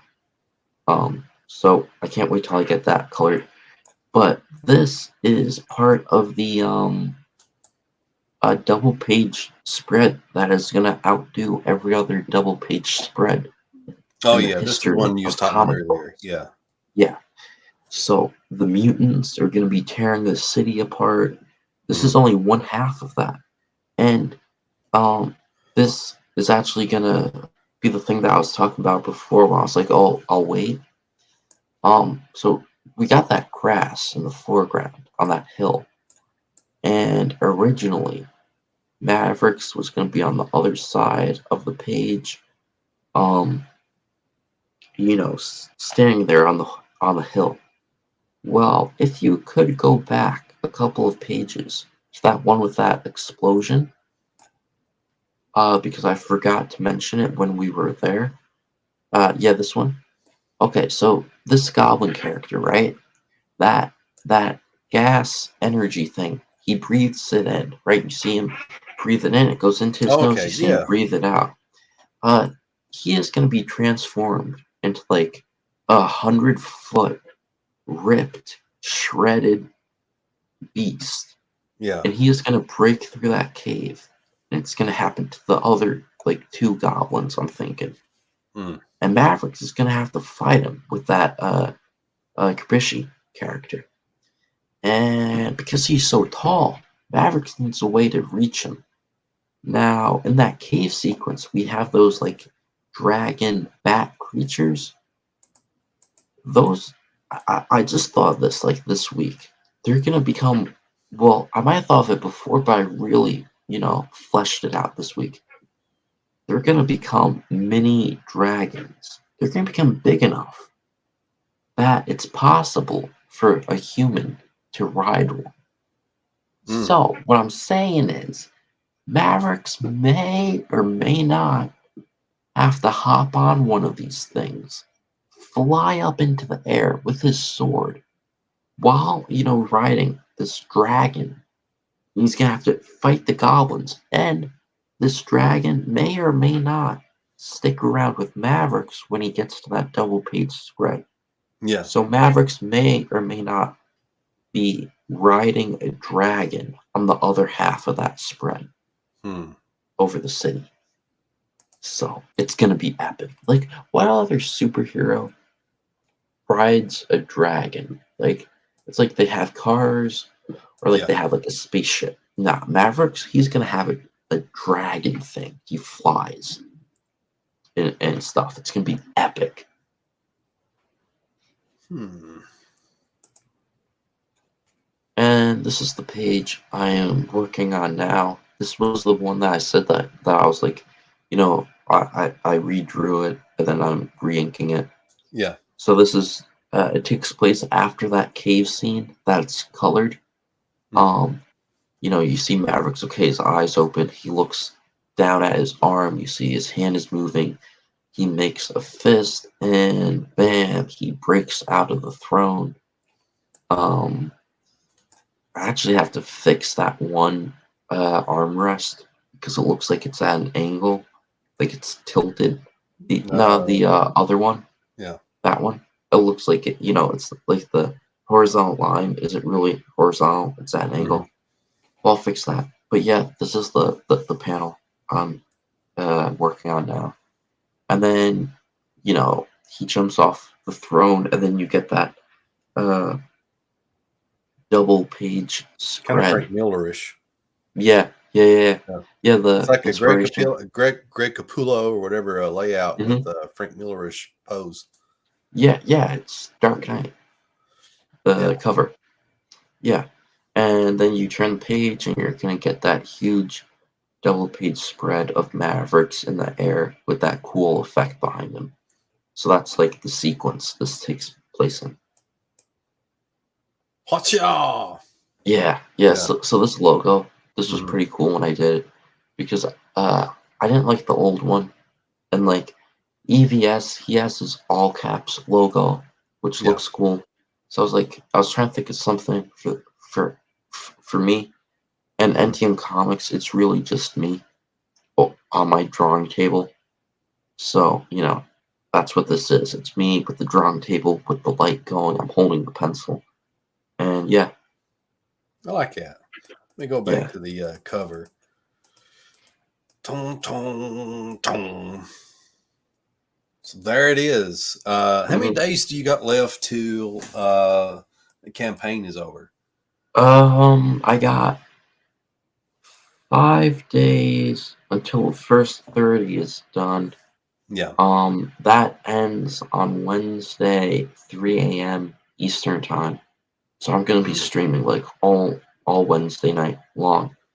I'm gonna extend it for another 30, so that ends on a Friday in February, Yeah. whatever week that is, and then it will be in demand until I get the books printed. And yeah, and then I'll close it out once I get it printed. I start fulfilling. Actually, And probably when like you're penciling, inking, lettering, coloring, writing, doing the whole thing yourself, right? yeah, yeah, and like I bounce ideas off of like my two friends, whatever. Like I got two friends who are kind of interested, so they helped me out. And then I got my dad as Yeah. an editor. So I've got like three other sets of eyes who know like who will read like the story. So like Mm, they'll catch plot holes and stuff. If well, my dad less because he only reads it once it's finished. hmm But my two friends, they've read the script and stuff. So So, yeah. some people just wing it and they just like crap it out and they just Mhm. start drawing it, and they just going by the feel of things. So you're actually before you get started, you're working from a script. For this book, yeah. Yeah. I don't know. I'm not because I'm not working with anybody else really. I started writing a script. I think it might have been Marvel Method, and then I went back to full script, but then that wasn't working, so I went back hmm to Marvel. Like some scenes, maybe I have dialogue written for. Other hmm scenes, it's just the breakdown. But then I Yeah. go ahead and I do the thumbnails. But I have the whole story basically plotted out and written out into acts, and then inciting incident, blah blah blah, this thing, that thing. hmm I have it all written out like that, and then I do thumbnails. But of course, as I go along, as I think about the story, I come up with new scenes. Like I just came up with that idea to have Mavericks, have a dragon that Yeah. he now flies, you know? Yeah. I think So that's going to be a great stuff visual. like that I come up with off the seat of my pants, but I think about it, because like that's how EVS works. If you hmm listen to him talk, he's like, he doesn't write a script out. He starts drawing it and he says like as he works on it, the story tells him what happens. Like as he spends more time with the character.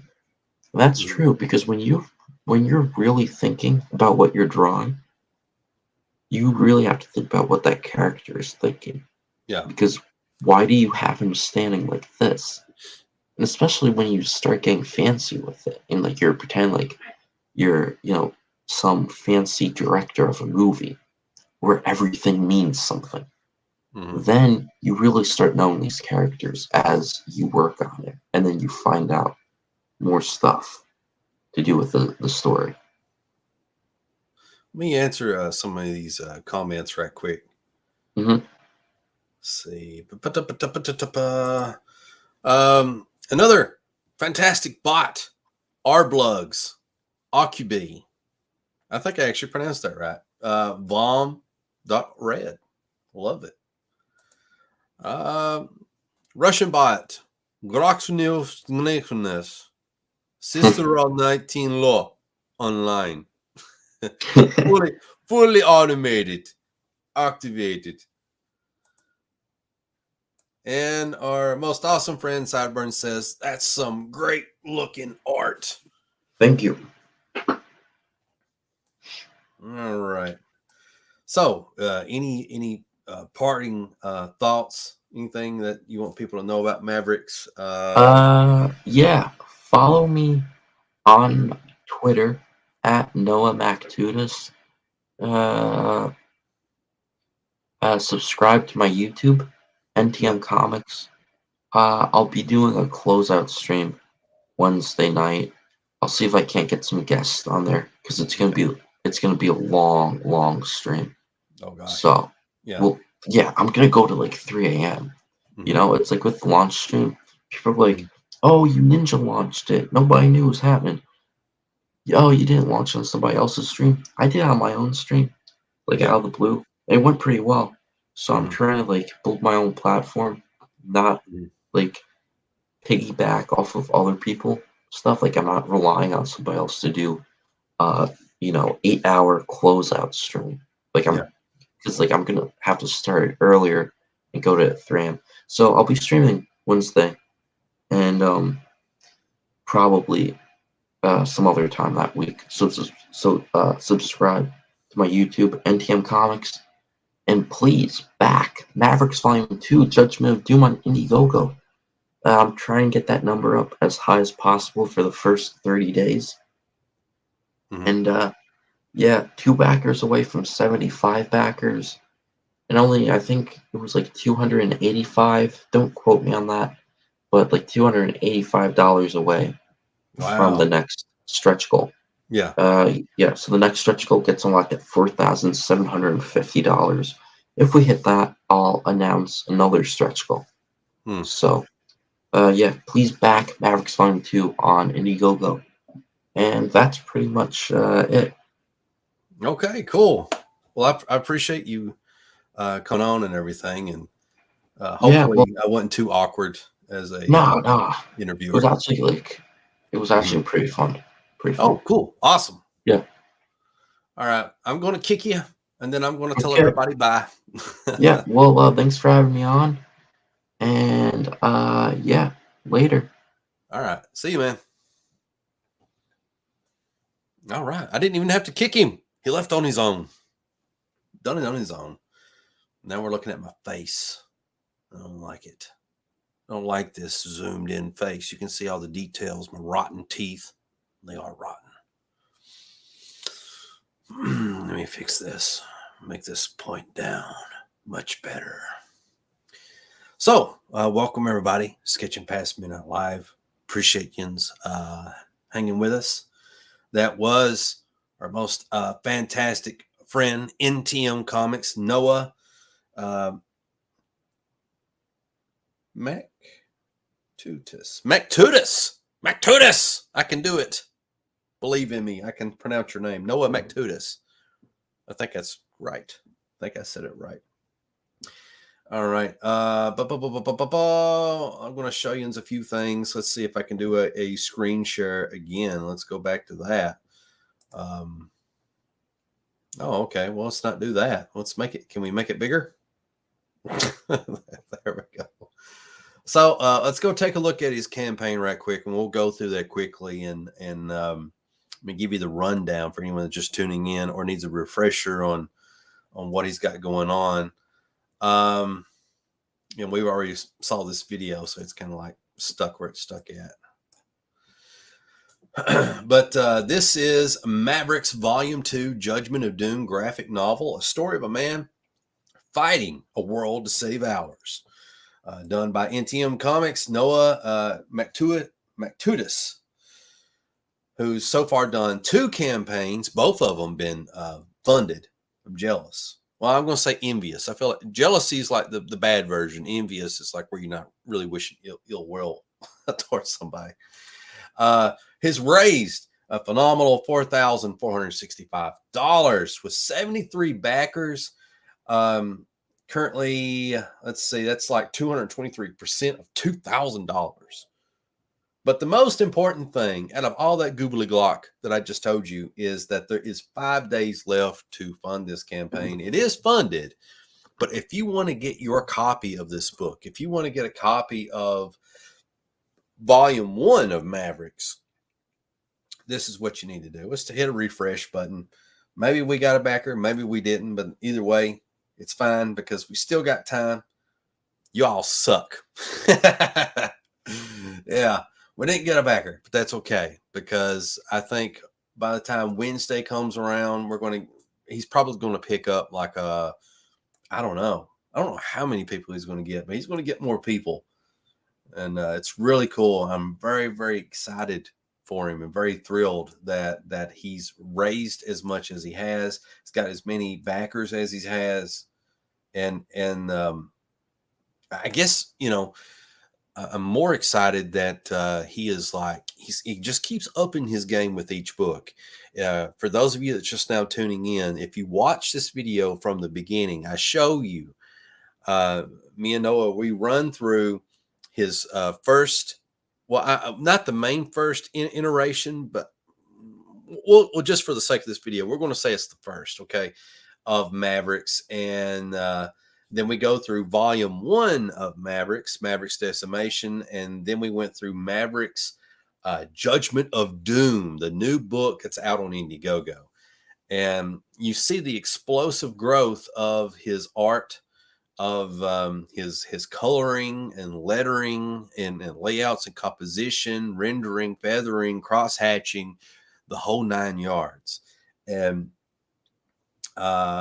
you know, I just want to remind everybody that when you back someone's Indiegogo campaign as a indie comics creator, or it could be a Kickstarter or what have you, you know, you're not just investing in that book, you're investing in that person. And you've got on your hands a indie comics creator in Noah who is growing by leaps and bounds, who is going places. And I feel like if we keep pushing him and if we keep rewarding him for that hard work, we're going to get some even more and more cooler and greater things to come. And I think Mavericks is a character to get excited behind, because I see this character going in really, really cool places. Now let's read a little bit of this. What do you call that? A synopsis? Blah, blah, blah. It says, welcome. Mavericks Volume 2 Judgment of Doom is an installment in a multi-volume story arc of a man fighting the world to save ours. After the events of Mavericks Volume 1 Decimation, Mavericks is left in a state of grief for the tragic loss of one of the closest to him, and returns to Earth to find that his city is in a state of upheaval as mutants who he thought he killed tear it apart. The Galactic Conqueror, a mastermind who has manipulated previous events to his benefit, has made it his focus to annihilate Mavericks' will to live and humiliate him publicly in front of the galaxies. Now, it's not just his neighborhood, it's the galaxies, before slowly killing him to discourage any fighting spirit within the citizens of planets who the Conqueror plans to make into his slaves. The Conqueror is the judge. Mavericks is the judge. Who is the jury, and what is the verdict? Mavericks Volume 2 Judgment of Doom. This is another important detail. You got 5 days left to back, and it is 60 plus pages, colored pages, done by writer, artist, letterer Noah T. MACTUTUS, also colorist. He colored this as well. I mean, look at that. You get this. There's a variant cover available, and Mavericks Volume 1 Decimation is also available in the tiers on this Indiegogo campaign. And that comes with 76 pages. It is the book that comes prior to the new one. And you can, we flipped through this, and this is a good book. It is worth buying. The storytelling, the art, the colors are really good. And of course, he outdid himself on the new book, upped it like 110%. And scroll on down here, we're going to take a look. He's got stretch goals. He's met all 3 of these, got 1 left out of the 4. So we're getting a free Mavericks trading card unlocked, free Corbishi etched trading card. I can't pronounce anything. That's unlocked. Free Portner. I'm trying here, folks. Trading card unlocked. The last one left, unless he adds another stretch goal, is free holographic sticker. And again, here's some previews of some of the art that's in Volume 2. We covered that in this video. This awesome double splash page, which could be interior pages, or it could be a credits page. It could be a whole bunch of things, but looks fantastic. That is, again, Mavericks Volume 2, Judgment of Doom, graphic novel, 60 plus pages. Back it today. Everybody would really appreciate it, and especially Noah. Help a guy out, invest in him, invest in his company, invest in his character. And just like investing in the stock market, some stocks are going to pay off big later on. And can you imagine if you invested in Apple, like in like the 80s, or something like that, or invested in Microsoft, you know, how much of a millionaire would you be? Now, I'm not going to say that Noah's going to make you a millionaire, but I am saying that it would be a wise decision on your part. I'll answer some comments here. Our most fantastic, excellent, amazing friend Josh Fox says, I missed it. Well, that's okay.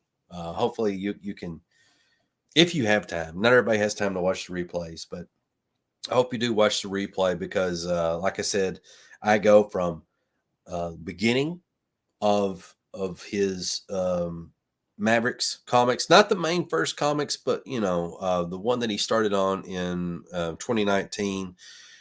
And I can't remember what the name of it was other than just Mavericks. And then he did Mavericks Decimation after that, sometime around 2020-ish. And now we're in 2022. Is that what year this is now? and we've got Mavericks Judgment of Doom coming out. And it's fantastic. Fantastic stuff. Our astonishingly super excellent friend, Sideburn writes, I'll give a look. It looks pretty cool. It does. It does. He's put a lot of hard work into it, and he's, you know, growing exponentially.